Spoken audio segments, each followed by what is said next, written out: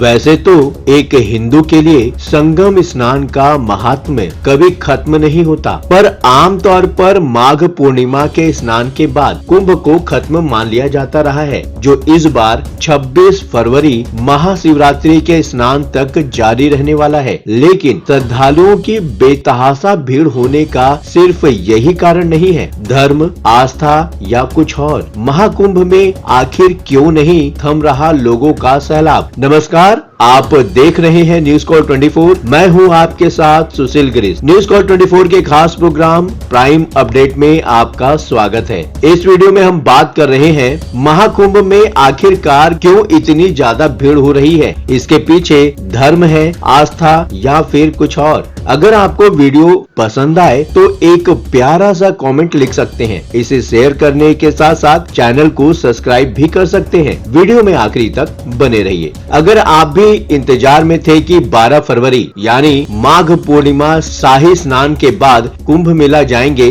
जब भीड़ कम हो जाएगी, तो आप गलत थे। शायद आपके जैसे ही देश में बहुत से लोग सोच रहे थे। महाकुंभ में अब सिर्फ 8 दिन बचे हैं, लेकिन श्रद्धालुओं की भीड़ कम होने का नाम ही नहीं ले रही है। श्रद्धालुओं का रेला लगातार प्रयागराज चला आ रहा है। आधिकारिक आंकड़ों के अनुसार 37 दिनों में 54 करोड़ से ज्यादा श्रद्धालु प्रयागराज पहुंचकर संगम स्नान कर चुके हैं। संगम आने वाले रास्तों पर लंबा जाम लगा है। संगम रेलवे स्टेशन को 28 फरवरी तक के लिए बंद किया जा चुका है, यानी कि महाकुंभ के खत्म होने के बाद अब ये स्टेशन खुलेगा। सोमवार रात से ही नैनी, नया ब्रिज, फाफा, मऊ जैसे महाकुंभ से सटे इलाकों में 10 से 12 किलोमीटर लंबी कारों की लाइन लगी रही। 8 से 10 किलोमीटर के सफर में लोगों को 3 से 4 घंटे लग रहे हैं। सवाल ये उठ रहा है कि आखिर महाकुंभ का पवित्र स्नान बीत जाने के बाद भी भीड़ क्यों नहीं रुकने का नाम ले रही है। सबसे पहला कारण, क्या धर्म और आस्था से बड़ा हो गया है महाकुंभ? अगर आप यह सोच रहे हैं कि यह भीड़ धर्म भीरू भारतीय लोगों की है, तो शायद आप गलत हैं। जो लोग संगम स्नान कर जन्म जन्मांतर के पाप धोना चाहते थे, उनके लिए पूरे साल स्नान का मौका रहता है। वैसे भी किसी भी कुंभ का अंतिम स्नान माघी पूर्णिमा को माना जाता है। हालांकि 26 फरवरी को महाशिवरात्रि पर इस बार अंतिम स्नान होने वाला है, पर बहुत से साधु संत और कल्पवासी भक्तगण अपने घरों को प्रस्थान कर चुके हैं। इसलिए भारतीय जनता को धर्म भीरू कहकर उनका हंसी उड़ाने वालों के लिए जरूर यह किसी सदमे से कम नहीं होगा। आज की तारीख में भी प्रयागराज में जाने वालों की भीड़ को पता है कि वहाँ व्यवस्था बहुत अच्छी नहीं है। करीब 10 से 15 किलोमीटर पैदल चलना पड़ रहा है। ट्रेनों में जगह नहीं है। भगदड़ में कभी भी जान जा सकती है। पेट्रोल पंपों पर तेल नहीं है। ढाबों पर 100 रुपयों में एक रोटी मिल रही है। बाथरूम जाने के लिए जगह नहीं है, इत्यादि इत्यादि। भीड़ को भी ये बातें भली भांति पता है कि फिर भी वो प्रयागराज पहुंच रहे हैं। सब कोई माँ गंगा और यमुना के पानी में खुद को भिगो लेना चाहता है। इन श्रद्धालुओं में अमीर, गरीब, शिक्षित, अशिक्षित सभी शामिल हैं। जाहिर है कि यह भीड़ अब शोध का विषय हो सकता है, क्योंकि धर्म और आस्था से भी बड़ा मामला होता दिख रहा है इस बार का महाकुंभ। सड़कें और प्राइवेट व्हीकल का विस्तार। देश के कोनों कोनों में 4 लेन और 6 लेन की सड़कों का विस्तार हुआ है। इस बीच लोगों के पास अपना 4 व्हीलर भी हो गया है। मध्य वर्ग के लिए कुंभ में स्नान करना मतलब एक एडवेंचर ट्रिप भी है, भक्ति भावना भी है। सड़क मार्ग से देश के किसी भी हिस्से से 10 से 15 घंटे में प्रयागराज पहुंचना आसान हो गया है। उत्तर प्रदेश में भी एक्सप्रेस वे का जाल बिछ चुका है। यही कारण है कि लोग लगातार पहुंच रहे हैं। बहुत से लोगों ने यह प्लान कर रखा था कि 12 तारीख के बाद कुछ भीड़ कम हो जाएगी, तब वो आसानी से कुंभ स्नान करेंगे। पर किसको पता था, सभी लोग यही सोच रहे हैं कि 12 के बाद चलेंगे। यही कारण है कि अभी भी भीड़ कम होने का नाम नहीं ले रही है। हिंदू धर्म और मोदी और योगी का राज। एक बात और है जो सबसे महत्वपूर्ण है, पर उस ओर किसी का ध्यान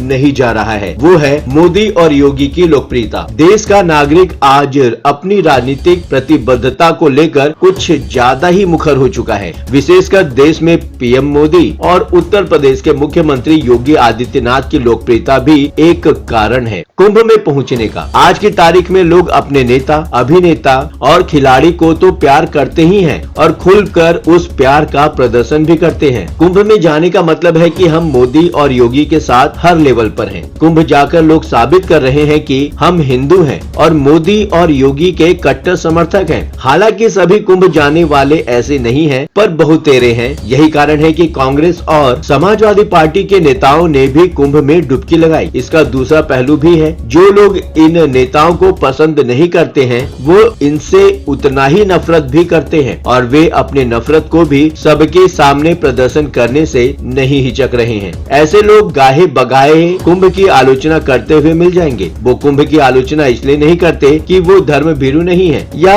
उनकी हिंदू धर्म में आस्था नहीं है। वो कुंभ की आलोचना इसलिए करते हैं क्योंकि इसे नरेंद्र मोदी और योगी आदित्यनाथ जैसे लोग एंडोर्स करते हैं और वे कुंभ की आलोचना करके अपने नफरत को आवाज देते हैं। सड़कें अच्छी होने के चलते लोगों को लगता है कि एक बार घर से निकल लिए तो कुंभ स्नान के साथ काशी विश्वनाथ मंदिर, अयोध्या में राम मंदिर के दर्शन करते हुए वापसी करनी है। इन तीनों स्थानों का क्रेज बहुत से लोगों को खींच रहा है। यही कारण है कि जितनी भीड़ प्रयागराज में है उससे कम भीड़ काशी और अयोध्या में नहीं हो रही है। अब तक प्रयागराज यूपी के बाहर के टूरिस्टों के लिए अछूता ही था, पर निश्चित है कि कुंभ के खत्म होने के बाद भी काशी, मथुरा, प्रयागराज, अयोध्या का एक सर्किट बन जाएगा। बहुत बड़े पैमाने पर यूपी का टूरिज्म डेवलप होने वाला है। स्नान करने वालों में बॉलीवुड अभिनेत्री जूही चावला भी संगम पहुंची हुई थी। उन्होंने कहा कि मेरी जिंदगी की सबसे अच्छी सुबह थी। केंद्रीय मंत्री प्रहलाद जोशी संगम में डुबकी लगाने पहुंचे। उपराष्ट्रपति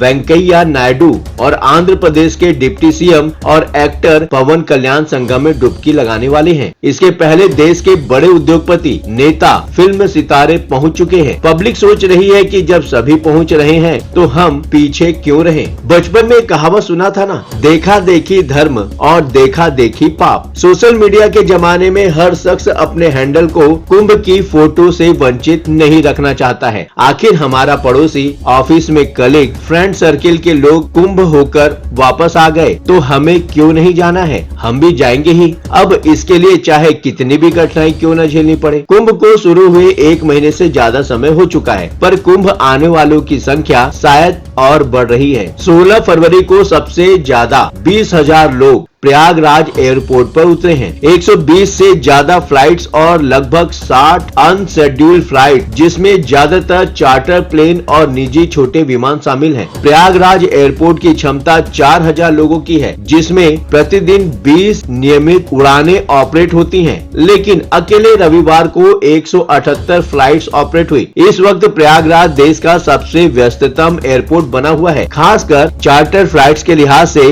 20 रेगुलर फ्लाइट प्रतिदिन ऑपरेट करने वाला एयरपोर्ट इन दिनों 100 से ज्यादा फ्लाइट ऑपरेट कर रहा है। फिलहाल इस वीडियो में इतना ही। आपका क्या सोचना है? कमेंट बॉक्स आपका है। बेझिझक अपने विचार कमेंट बॉक्स में शेयर करें। हाँ, चलते चलते ये बात भी बताना जरूरी है कि न्यूज कॉल 24 अपने दर्शकों की राय और सूचनाओं के लिए हमेशा खुला है। अगर आपके पास कोई महत्वपूर्ण खबरें, अहम घटना, सामाजिक मुद्दा या कोई ब्रेकिंग अपडेट हो तो वीडियो में दिए गए नंबर पर व्हाट्सएप द्वारा आप हमसे संपर्क कर सकते हैं। हम आपकी गोपनीयता की पूर्ण सुरक्षा का आश्वासन देते हैं। आपके विचार, आपके सुझाव हमारे लिए मायने रखते हैं। अब आपकी बात नहीं रहेगी अनसुनी। ये प्लेटफॉर्म है आपका, आपकी आवाज को बुलंद करने का। वीडियो पसंद आया हो तो वीडियो को लाइक करें, साथ ही चैनल को सब्सक्राइब करना ना भूलें। लगातार खबरों के लिए बने रहिए न्यूज कॉल 24 के साथ।